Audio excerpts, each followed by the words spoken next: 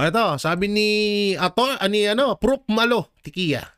Kung ako si Pangulong Marcos, sasabihin ko itigil nyo muna yung impeachment kay BP Sara. Harapin muna natin ang krisis. Tama.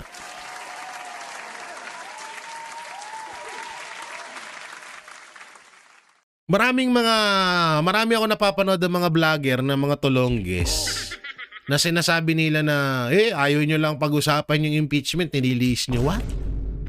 Kami pa talaga yun ang lilihis, ha? Ang sinasabi namin, sige, pag-usapan nyo yung impeachment, pero wag muna ngayon. Nandito tayo sa krisis eh. 'Di ba? Yung pagtaas ng gasolina, pagtaas ng mas lalong pagtaas ng yung yung gas, yung LPG na dati nasa 900 to 1,000. Sabihin na natin pinakamataas na nung huli ko nasa 1,100. Yung LPG. Putang ina ngayon, nagulat ako. 1.5. Biruin mo yun. Yung bigas na tig 1,100 na nabibili ko, nasa 1,600 to 1,700 na ngayon. Tindi, di ba? So, kawawa talaga tayo. Wala sabi nga ni Toby Tiangco, 'di ba, sa interview namin sa Vox Populi, kung ninyo pa napapanood, nandiyan sa channel ko yung upload na 'yon. Parang gusto na rin ng Malacanang itong impeachment na ginagawa kay BP Sara. Aminado ako na medyo takot si Toby Tiangco sa interview na 'yon. Mukhang hindi niya tinutumbok talaga. Pero simulat sa pool, talagang kitang-kita natin na gustong-gusto talaga ng Malacanang itong impeachment simulat sa pool.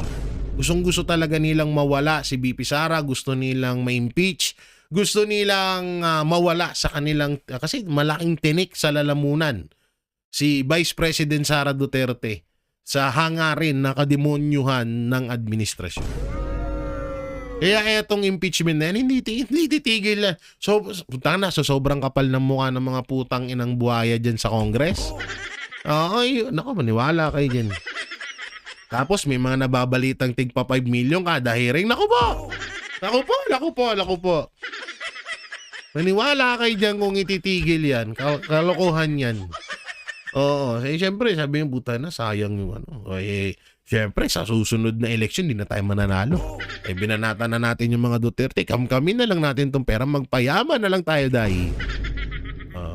Sa utak nila ngayon Diba? Ito, ano to? Sabi ni Attorney Rowena Guanzon, dapat next admin iupo sa, court martial.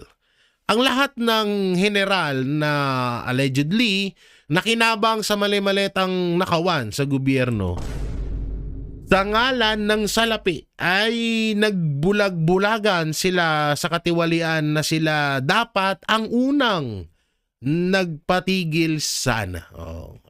Ako, pabor ako dito Pabor ako dito sa sa sinasabi ni Attorney Rowena Guanzon na talagang dapat managot nga itong mga general, na mga allegedly or di umano ay tumanggap naman ng mali-malitang pera na nanggaling sa kaban ng bayan na ninakaw ng administrasyon ngayon.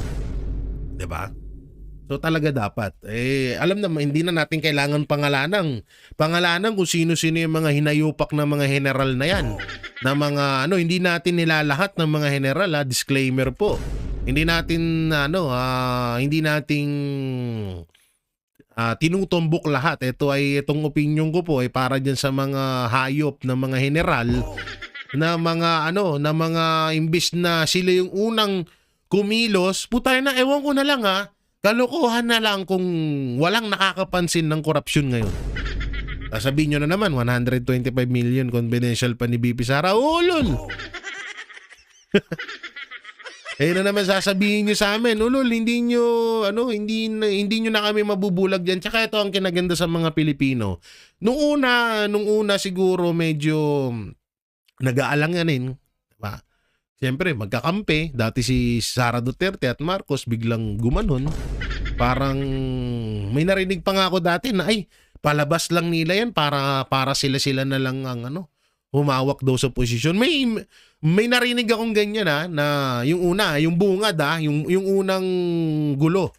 Yung kasagsagan pa lang nung gulo ni Marcos at BP Sara. So, pinaliwanag ko ng maayos. Sabi ko dun sa narinig ko yung sinabi, sabi ko hindi. Una-una ang mga Duterte hindi sakim sa posisyon. Hindi sakim sa pera, hindi sakim sa kapangyarihan. Kasi kung sakim sila, dapat nagpatuba ka, nag-prime minister si Pangulong Duterte, di ba? Oo, walang makakapigil kay Pangulong Duterte kapag ginusto niya, gusto niya yun. Nung panahon na nakaupo siya. At ang kinaganda doon, na talagang sinagasaan niya lahat ng mga korap sa gobyerno. Kaya ang daming galit ngayon, di ba? Kaya ngayon bumabawi, di ba? So, malabo yun. Ngayon yung pinaliwanag ko sa kanya. Sabi ko, hindi lang kasi talaga malunok ni Vice President Sara Duterte yung ginagawang pagnanakaw o yung pagiging kawatan ng magpinsang Marcos at Romualdez. Kaya kumalas siya, kaya humiwalay siya. Sa totoo lang, walang problema ngayon, walang away ngayon kung hindi umiimik. Halimbawa, kung hinayaan lang ni Vice President Sara ngayon yung korupsyon, walang impeachment. Walang impeachment, walang gulo na nangyayari sa pagitan ni Marcos Jr. at BP Sara. Real talk tayo. Kung hinayaan ni BP Sara, kung pumayag siya sa mga alok-alok, katulad na lang nung pondo para sa DepEd. Nung panahon na DepEd Secretary pa si Vice President Sara Duterte, nasabi ni BP Sara na lalagyan ng 15, kung hindi ako nagkakamali, 15 billion pondo para sa DepEd, pero ang ibibigay lang ay nasa 5 to 10 billion lang. Tapos yung 5 billion, kupit na. Diba? So hindi pumayag si BP Sara Duterte. Kung hinayaan ni BP Sara Duterte yung corruption ngayon, walang nangyayaring gulo. Baka ang nangyayari is BP Sara Marcos versus Philippines. At yun nga rin, palagi namin sinasabi sa inyo, hindi na rin to Duterte versus Marcos. Hindi na ganun. Marcos to versus Pilipino. Yun na yung nangyayari ngayon. No? Marcos versus Philippines na. Mga Pilipino na. No? Ang naglalaban ngayon. Kasi nga, hindi na Kasi nung una, medyo gusto lang pabagsakin si BP Sara. So okay, kaso ngayon iba na. Pati na ho tayo dinadamay. Bito mo, grabe yung nakawan na nangyayari. May napakulong ba? Kaya nga pinaulit-ulit ko kay Toby Tiangco yung interview na, alam pala ni Marcos Jr. na nagnanakaw na yung pinsan niya, ba't ayaw niyang pakulong? Diba? Ba't ayaw niya yung pakulong? Sabi mo, kaharap ka. Diba? Kaharap ka na pinapagalitan si Martin Romualdez. Una-una, hindi mo ba naisip na kemi-kemi lang yun? Or drama-drama lang yun? Sabi pa nga ni Congressman Toby Tiangco sa akin, wag mo naman ako ipamukha sa akin na parang tanga ako. Pero sa totoo, gusto kong sabihin na parang gano'n na nga. Kasi sa totoo, parang, alam mo yun, yung tipong matatawa ka sa sarili mo na may dalawang tao na magkakilala, magka-close. Tapos nandun ka, nasa isang gilid, tapos mag-aaway sila kunwarian, pinapagalitan yung isa. Alam mo yung, paano ba magandang explain? Alam mo yung isang ama, inaway yung isang bata. Pumunta yung tatay, kasama yung anak niya. Tapos sa harap nung inaway nung anak niya, papagalitan niya anak, ikaw! Ganon. Tapos, gawain to. Minsan ng mga magulang, aminin yan. Aminin niya yan, ha? Pag uwi doon, umiiyak pa yung bata, tahan ka na, joke-joke lang yun. Pinakita ko lang dun sa inaway mo na, kung nga rin, pinapagalitan kita. May ganyan magulang may kilala akong ganyan Kunwari pagharap doon sa inaway nung anak niya papagalitan niya anak niya, pero pag uwi kinukonsinti niya na. may ganyan. So ganun yung ginawa ganun ang pinalabas. Para sa akin buta na ako nasa katayuan nito ni Congressman Toby Tiangco, di ako maniniwala doon. Sabi ko, lol. Magkasama kayo nagnanakaw, tapos ngayon papagalitan mo isa. 'Di ba? Papagalitan mo isa na ilan pa bang purpose po, house and ano ang nanakawin niyo? Ilan pa bang kotse ang bibilin mo? Putang ina. Tapos maniniwala ka doon. Oo. Sinasabi ni Toby Chanko, ayon daw sa pagkakakilala niya dahil pinsan nga ng asawa niya si Marcos Jr., mabait sa kanya. Mabait sa'yo. Eh, ang tanong, wala naman kaming pakialam kung mabait siya sa'yo. Ang tanong kasi doon kung naniniwala ka ba na kawatan siya. Pero doon nga, masakit nga lang, hindi lang kaya, napapansin namin na hindi kayang tumbukin ni Toby Chanko yung pinsan niya. Pinsan niya na, asawa ng pinsan niya yun eh. Tama ba? Asawa ng pinsan, tama nga. Diba? So, hindi niya kayang tumbukin si Marcos Jr. Hindi ko lang alam kung natatakot or baka pag-initan din siya. Pero dahil siguro mag-anak, ganun. At sabi naman ni Toby Chanko, nalulungkot man siya kung may lumabas naman talagang balita na talagang dawit siya rito. Pero tayo nga, ng mga ordinaryong Pilipino, alam natin na si Marcos Jr. talaga ang mastermind sa nakawan ngayon. What if pa si Toby Chanko, di ba? Nakakagago naman yun. Ako, etong sinasabi ni Atty. Rowena Guanzon, pabor na paburo ako dito. Walang labis, walang kulang, no? At dito na nga tayo. Speaking of Atty. Rowena Guanzon again, kung hindi si Sara Duterte ang magpresidente, walang mananagot. Si Sara Duterte lang ang presidente na kung siya ang manalo, may mananagot. That's true. That's true. Kasi kung halimbawa ganito sample lang. Halimbawa si Risa Ontiveros. Halimbawa si Risa Ontiveros ang maging presidente ng Pilipinas. Sa tingin nyo makukulong si Marcos? Sa tingin nyo yung mga kawatan ngayon makukulong? Kung ngayon ngang senador pa lang siya, hindi na siya makapalag sa nangyayaring issue ngayon at krisis sa bansang Pilipinas, what if pa pag naging presidente kang hayop ka? Ganon din kay Tulfo. Ngayon, di ba, ang tapang ni Tulfo sa mga kabit. Sa mga kabit. Ang tapang-tapang ni Tulfo sa mga kabit, pero pagdating dun sa kay Romualdez at sa mga kasamahan niya na involved sa nakawan, sa mga kongresista na involved sa nakawan, wala siyang sinasabi. So hindi ka talaga perpekto bilang presidente. Sabihin na natin sa mga dilawan, pinklawan, mas lalong hindi nila deserve. Bakit? Putang na, kinukonsinti nga nila si Marcos ngayon, magkakakampi sila eh. Di ba? So wala talaga.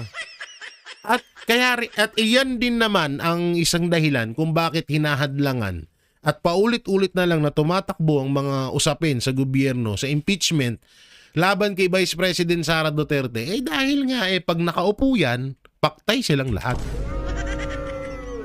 Yun talaga yun. Yun talaga yung realidad dun. Kaya tama dito si Atty. Rowena Guanzon. Kami ang boses ng masa, hindi natatakot. Katotohanan lang, di kami nalulunod. Walang bahid ng sismis, lahat ay totoo. Kahit sino ka pa, pag mali ka babanatan ka. Walang pinipili kulay, wala kaming kinikilingan. Basta para sa bayan, kami lalaban. Pagdama palakpakan, pag mali banatan, di matitinag, di matatakot. Para sa bayan, tuloy ang sigaw. Sa harap ng kamera, walang halong takot. Mga baluktot, lahat kayo'y tutumba. Ang hustisya at totoo, yun lang ang mahalaga. Kahit sinong harang, di kami matitinag. Walang pinipiling kulay,